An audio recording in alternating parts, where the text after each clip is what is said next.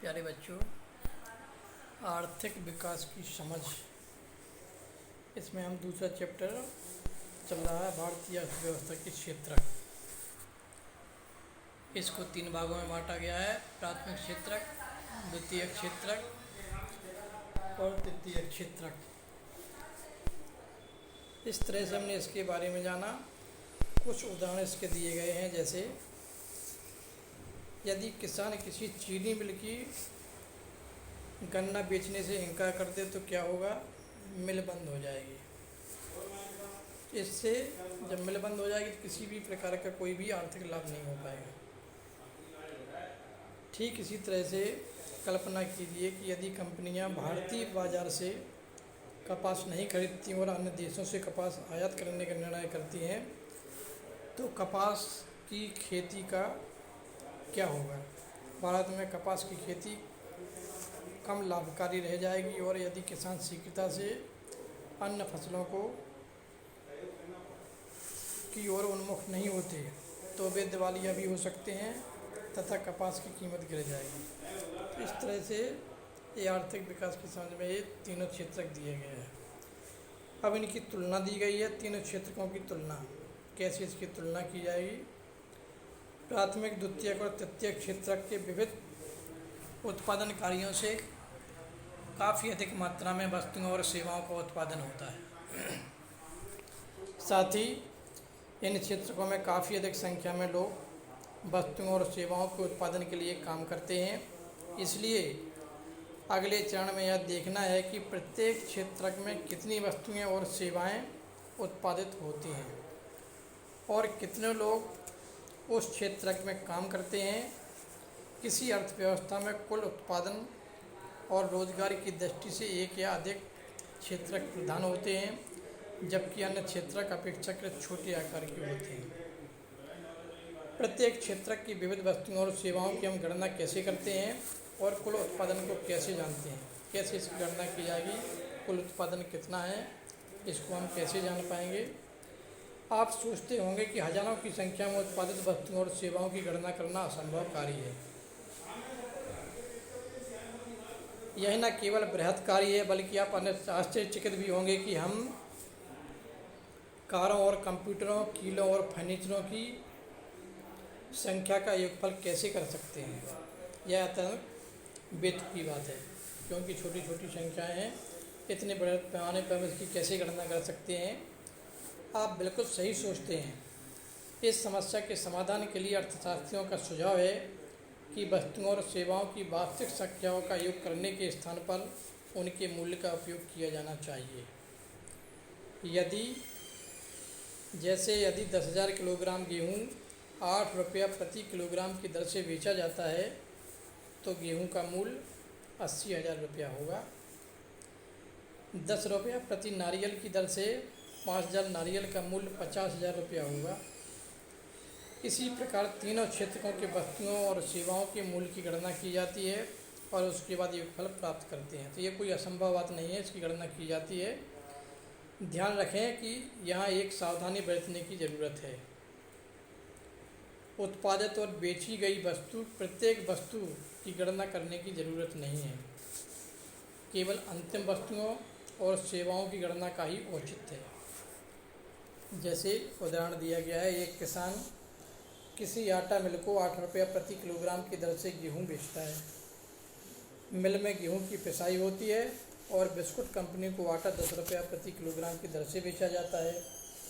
Biscuit company आटा के साथ चीनी एवं तेल जैसे चीज़ों का उपयोग करती है और बिस्कुट के 4 पैकेट बनाती है। वह बाज़ार में उपभोक्ताओं को 60 रुपये में, अर्थात 15 रुपया प्रति पैकेट के हिसाब से बिस्कुट बेचती है। अतः बिस्कुट ही अंतिम उत्पाद है। जो अंतिम उत्पाद कहलाएगा वो बिस्कुट कहलाएगा, क्योंकि उससे जो भी वस्तु बन रही है वही अंतिम उत्पाद है, अर्थात वह वस्तु जो उपभोक्ताओं तक पहुंचती है। केवल अंतिम वस्तुओं और सेवाओं की ही गणना क्यों की जाती है? ऐसा क्यों है? दिए गए उदाहरण में अंतिम वस्तु के विपरीत गेहूँ और आटा जैसी वस्तुएं मध्यवर्ती वस्तुएं कहलाती हैं। मध्यवर्ती वस्तुएं अंतिम वस्तुओं और सेवाओं के निर्माण में इस्तेमाल की जाती हैं। अंतिम वस्तुओं के मूल्य में मध्यवर्ती वस्तुओं का मूल्य पहले से भी शामिल होता है। बिस्कुट, चूँकि अंतिम वस्तु के मूल्य 60 रुपये में पहले से ही आटा का मूल्य 10 रुपया शामिल है, इसी प्रकार अन्य सभी मध्यवर्ती वस्तुओं का मूल्य भी शामिल होगा।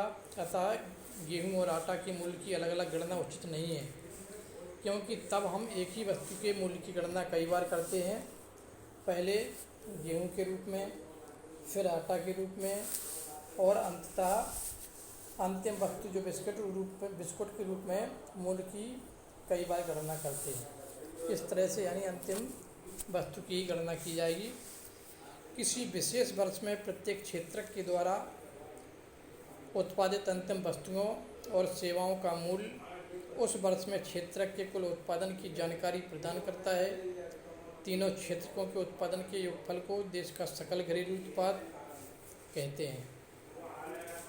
जो तीनों क्षेत्रकों का उत्पादन के योगफल जो आता है उसको सकल घरेलू उत्पाद इसे कहा जाता है।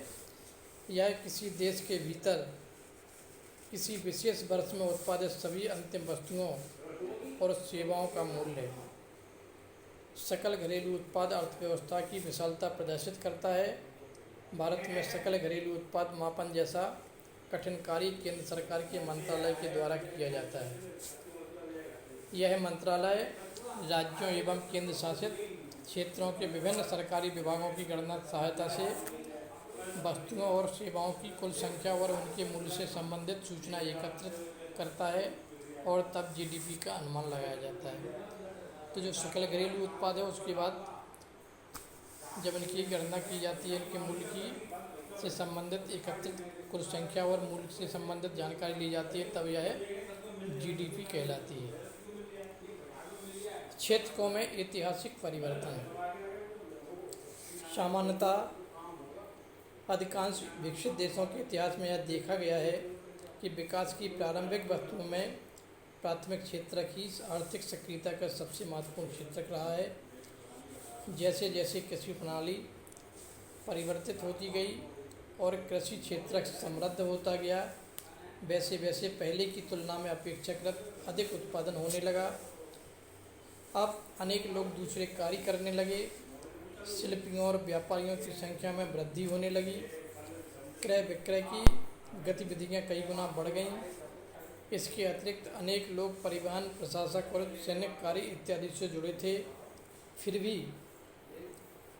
इस अवस्था में अधिकांश उत्पादित वस्तुएं प्राकृतिक उत्पाद थीं, यानी प्रकृति के रूप से उसका उत्पादन किया गया, जो प्राथमिक क्षेत्रक के अंतर्गत आती हैं और अधिकांश लोग इसी क्षेत्रक में रोजगार भी करते थे। लंबे समय अर्थात 100 वर्षों से अधिक के बाद और विशेषकर विनिर्माण की नवीन प्रणाली के प्रचलन से कारखाने अस्तित्व में आए और उनका प्रसार होने लगा।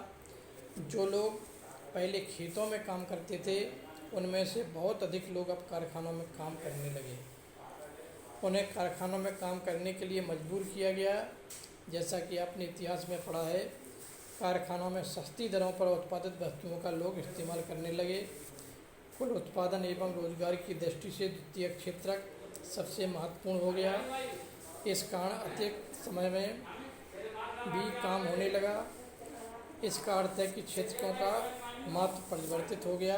विगत 100 वर्षों में विकसित देशों में द्वितीय क्षेत्रक से तृतीय क्षेत्रक की ओर पुनः बदलाव हुआ। कुल उत्पादन की दृष्टि से सेवा क्षेत्रक का महत्व बढ़ गया। अधिकांश श्रमजीवी लोग सेवा क्षेत्रक में ही नियोजित हैं। विकसित देशों में यही सामान्य लक्षण देखा गया है। भारत में तीनों क्षेत्रकों का कुल उत्पादन और रोजगार कितना है? विगत वर्षों में विकसित देशों में देखे गए पैटर्न के अनुरूप क्या भारत में भी परिवर्तन हुआ है? हम इसे अगले खंड में देखेंगे। इस तरह से इसके आगे से अब इसमें दिया गया, आओ इन पर विचार करते हैं। विकसित देशों का इतिहास क्षेत्रों में हुए परिवर्तन के संबंध में क्या संकेत करता है? आप व्यवस्थित वाक्यांश से सकल घरेलू उत्पाद गणना के हेतु महत्वपूर्ण पहलुओं पर व्यवस्थित एवं सही करें। उत्पादित वस्तुओं सेवाओं की गणना करने के लिए हम उनकी संख्याओं को जोड़ देते हैं। हम विगत 5 वर्षों में उत्पादित सभी वस्तुओं की गणना करते हैं। चूँकि हमें किसी चीज़ को छोड़ना नहीं चाहिए, इसलिए हम उन वस्तुओं और सेवाओं के मूल्य का योगफल प्राप्त करते हैं।